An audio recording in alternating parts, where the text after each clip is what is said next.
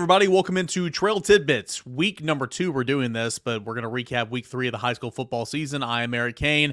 Matt Ray, if you're watching on YouTube, you see our ugly faces, but of course, we appreciate you guys for listening as well every single week. A little mini pod action, Tennessee recruiting, and week 3 of the high school football season, heading into week 4, Matt. It's wild to me how quickly this, especially high school, that season just flies by.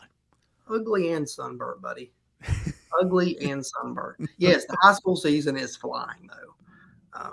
It's been a lot of fun getting back out on the road, but, man, it goes. I mean, and I guess part of it is that, college football catches up to it, at this point, and then the NFL starts to catch up to it too. So it's like your weekends go a little bit faster, but, high school football is just one of the best things that there is out there. So I hate to see it go as fast as it did, but yeah, I mean, we're getting into this, starting to get into some really meaningful football games, across the country.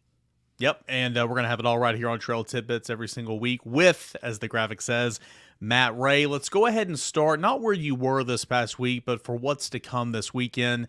Tennessee, home opener, Austin Peay. Yeah, Tennessee should realistically win by 50, and I'm not even exaggerating here. But a big time to get recruits on campus, one official visitor, and it's a big one because his decision is coming up on Sunday, linebacker Chris Cole. Yeah, I think we'll start with the decision on Sunday. I've touched on it a little bit, and at one point, probably 7 to 10 days ago, I felt like that timeline might shift. He wasn't sure if it would shift. Talking to him earlier in the week, he's staying pretty firm in the fact that he's going to decide sometime Sunday after the official visit wraps up with the Vols.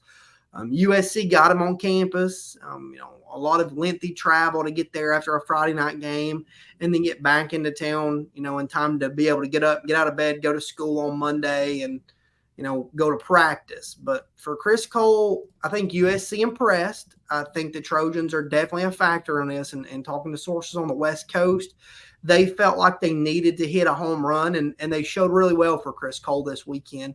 Tennessee and Georgia both heavily involved in this. One point or time, it's felt like it's really been those two schools jockeying for position. The Bulldogs, have been the kind of the long-standing team in this. They've had the opportunity, it felt like, to shut this one down a couple of times, and it's gone further than they would like. But for Tennessee, you get the last chance here to hit a home run and land Chris Cole, coming out of his final visit of the recruiting process.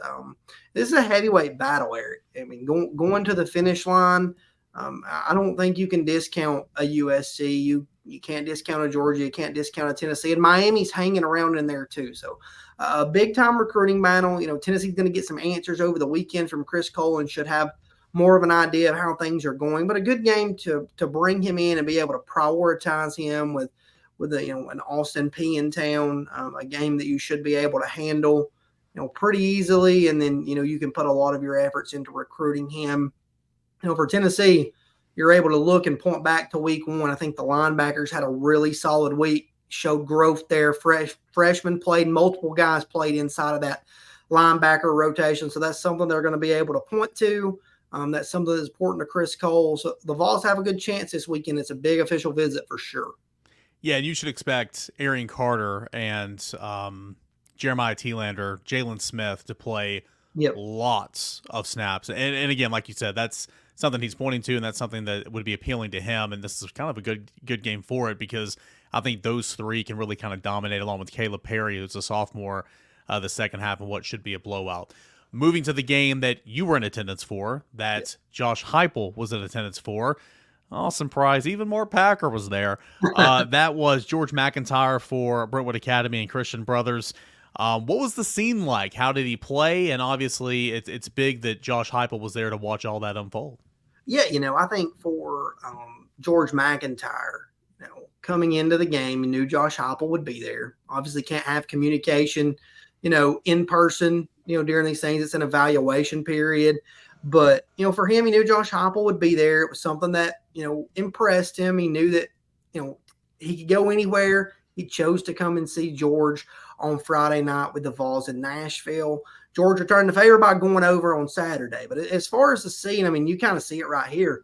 Coach Heupel took a ton of time to take pictures, talk to folks, just very active, very genuine, to be able to have those conversations, I felt like, all throughout Friday night. And then as far as George for his performance, he was really good on Friday night, really efficient with the football.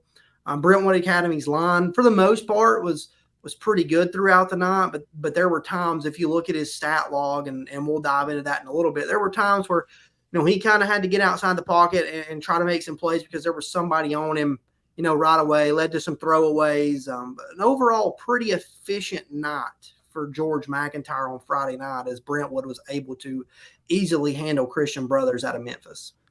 Yeah, George MacIntyre, 18 of 30 in that game, 244 yards, 3 touchdowns, had a rushing score. So if you're going to ball out, you want to do it when, arguably, your favorite in terms of where it's going to land you at the collegiate level. Josh Heupel's in attendance, that head coach. And so you want to show out, did well. And of course, that is what George MacIntyre did. Let's move on to some other Tennessee targets and a couple commits as well who balled out, who made their names even larger and shine brighter in week 3. Let's start with Boo Carter. It was a nice little East Tennessee matchup. Bradley Central, and of course, Gorey's on that team as well, but Bradley Central and Maryville went to do battle, and Boo Carter showed out on the receiving end, 4 receptions, had a touchdown, had 160 yards. He continues to do well here in East Tennessee with another new school. Man, a guy that is just electric with the football in his hands. I was talking to somebody at Bradley Central earlier today that's been around the program for a long time. And, they've had really good athletes come through Bradley Central over time, but never, a Boo Carter caliber, just 60 yards to the house in the blink of an eye. There's one run, and it's circulated social media, but I think he made 8 of 11 Maryville defenders miss to return, or to take the football, 60 yards on a little screen pass, and he does the rest. But a guy that's just electric with the football in his hands and does so many things. Had a really big play on Friday night as a defensive back. Later in the third quarter of that game, Maryville was driving. He had a pass defense that it forced a field goal. So overall, just a really, really good night for Boo Carter. Added 20 yards rushing on 4 carries, but a guy that stock continues to climb at Bradley Central. We saw him do it in private ball last year. In 6A this year, a super tough classification against, obviously schools like Maryville, Beard, and the likes of that. He has continued to produce, and he's a guy that I think has a really good chance to climb in the on-3 rankings, in the industry rankings, if he continues to do this throughout his senior year at Bradley Central. It's Boo Carter. Tennessee wants him in the defensive backfield, but boy, he is dynamic with the ball in his hands. Yeah. I could see him returning punts, returning kicks, maybe some specialty plays, and who knows? I mean, he gets here, maybe they don't have a choice. I mean, Alontae Taylor and Bryce Thompson were both wide receivers in high school, a little bit of quarterback. Christian Charles is a quarterback, so Tennessee likes him on defense, but obviously Boo Carter is a playmaker regardless. Let's go to a quarterback commit for the University of Tennessee in the class of 24. That is Jake Merklinger. It was Calvary Day in Elka. 16 of 22 passing, 233 yards, 3 touchdowns, and a rushing touchdown. Jake Merklinger put on a show Friday night. Yeah, and if you watch the sit-down that I did with Jake back in Savannah 2 Fridays ago, he talked about this game being huge for Calvary Day. Elka has been a powerhouse in Atlanta for some time, multi-time state championship teams there. So this was a big game for Jake, and his team felt like they needed to get off on the right foot as they go through a pretty heavy track. And man, did he do that on Friday night? Efficient with the football, 3 passing touchdowns, a rushing touchdown, 6 carries for 44 yards. Not having to do too much with the legs, but close to 8 yards per carry is pretty nice, Eric, for a guy that many view as a pocket passer. But ultimately, Jake Merklinger, he has his Calvary Day team heading in the right direction going into a tough stretch. They've really got off to a fast start, to start his senior season there. It feels like all of their goals are achievable this fall. They've got a lot of pieces in place to go beat some of these teams that, got by them last year that they felt like were games that got away. So an exciting start to his senior season as he is stuffing the stat sheet. Another Tennessee commit right now, one of the best players out of the state of South Carolina. The wide receiver position, that is Braylon Staley, and boy, did he go off Friday night. 6 receptions, 130 yards, 3 TDs.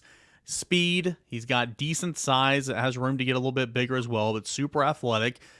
In my opinion, one of the more underrated guys in this class. I know he's highly rated, but Braylon Staley put on a show, made the most of his 6 receptions on Friday night in week 3.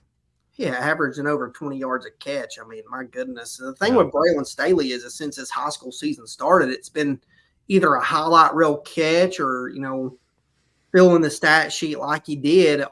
Ultimately, I think you're right. I think he's one of the guys that may be a little bit more underrated in the class. I mean, he sits around 120, I think it is right there. But a guy that ultimately is kind of, I'm not going to say forgotten in the class, but it's like, got Braylon Staley, attention turned to Mike Matthews, got Mike Matthews, attention turns to Cam Michael and Ron Wingo, Amari Jefferson hanging out there too at one point. But Braylon Staley, man, he's doing it all for this Strom Thurmond team. And he's a guy that I think fits a lot of what Tennessee wants to do in the vertical passing attack. A guy that's really starting to scratch the surface of his potential, can definitely improve as a route runner. But man, you go out and put up 6 for 130 and 3 touchdowns against anybody. That's a knot.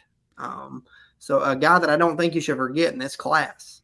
It's easy to see those Power 5 Division I athletes on the field on Friday night. Yeah, it is. That is for sure. And of course, Braylon Staley, he's been committed to Tennessee for a minute now, but On3 has him as the 101st ranked player in the country. The industry rankings 138. So again, highly rated guy, but a guy that's often forgotten about is Matt just said right there. Finally, the last prospect I want to highlight here is a guy you went and saw earlier in the season. Wide receiver, defensive back. He's an athlete. Can Tennessee hold off Georgia? Does he want to play wide receiver? Does he want to play wide receiver for Josh Heupel? That is Cam Michael, and big news for him. And of course, he put up some numbers as well this past weekend, but he's going to be in Colorado this weekend. Huge win for Colorado in week 1.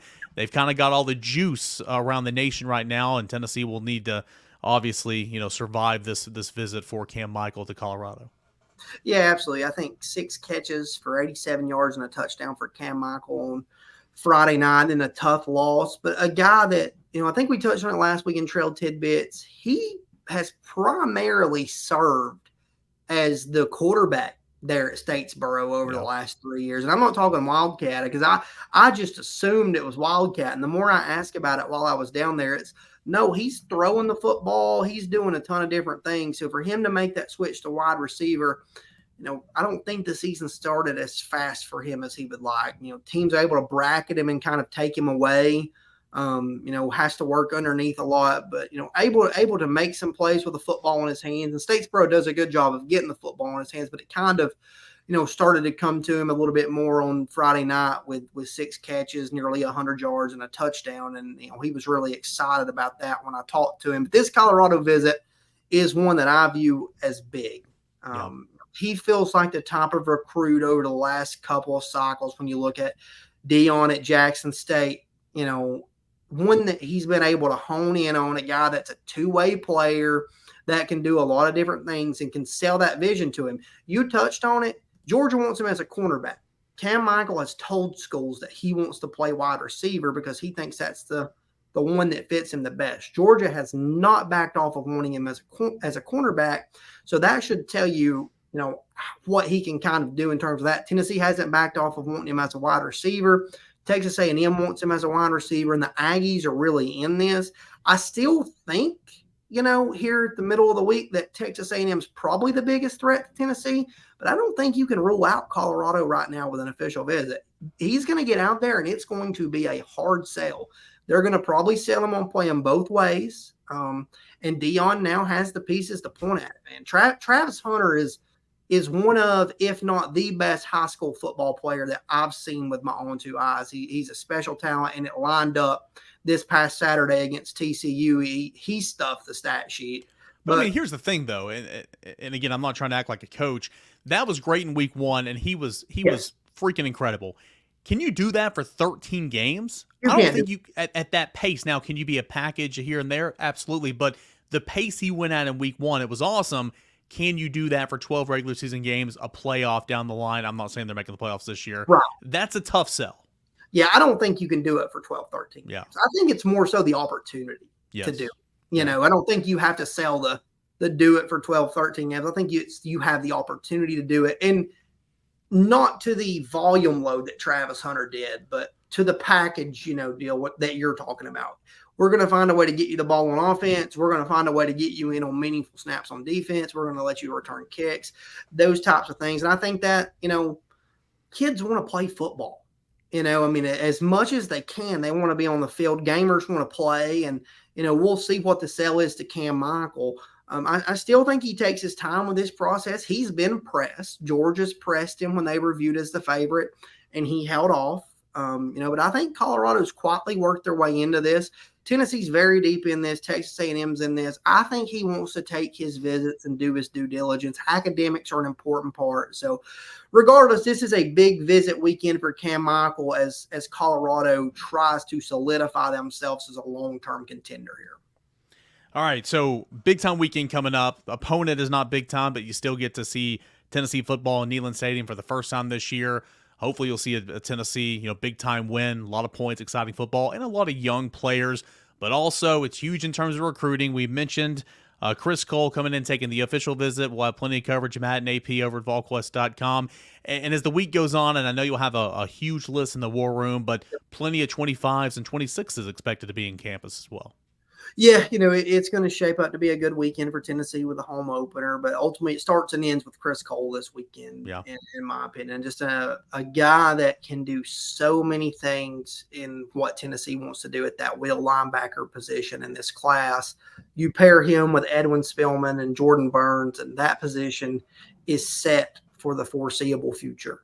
You saw the flashes of young talent this weekend. I think like you said, you'll have a chance to see Jalen Smith against Austin Peay. You'll see plenty more of Jeremiah Thielander and Arion Carter. They both got some snaps on Saturday and showed why they can play sideline to sideline. So it's an exciting time for that linebacker room. And, this visit with Chris Cole is a big one for Tennessee. Plenty more recruiting coverage throughout the week, Volquest.com, but every single Wednesday here at Volquest.com, Trail Tidbits with Matt Ray, and really, really appreciate the additional coverage here and shining the spotlight a little bit on recruiting where it's never forgotten. But, with football games to be played, that's kind of the focus. So I really, really like this feature. Matt, great stuff, man. We'll do it again next week for Trail Tidbits. Yeah, thanks, man. We're working on an NIL package to lock Austin Price down for the future. We'll see what happens. We haven't been able to. Look, if you're watching on YouTube, I'm wearing Peter Millar. We've already got a Peter Millar NIL deal. So, what else could entice Austin to join this little mini pod? I don't know. We're working on it. We've got our brains together, and we're going to make something happen at some point. He's Matt Ray. I'm Eric Kane. This is Trail Tidbits at Volquest.com.